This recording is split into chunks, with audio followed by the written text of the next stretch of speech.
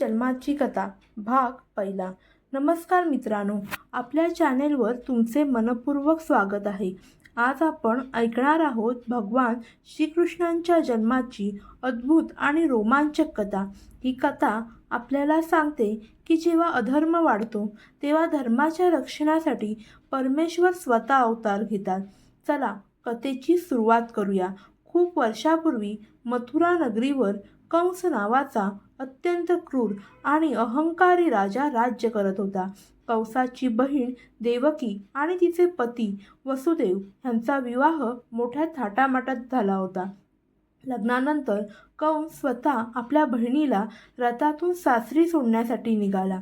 तेवढ्यात आकाशातून एक दिव्य आवाज आला आणि हे कंसा, हा देवकीचा 8वा पुत्र तुझा वध करेल.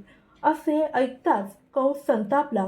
त्यावर तलवार काढून देवकीला मारण्याचा प्रयत्न केला, पण वसुदेवाने त्यांना विनंती केली, राजन, देवकीला मारू नकोस.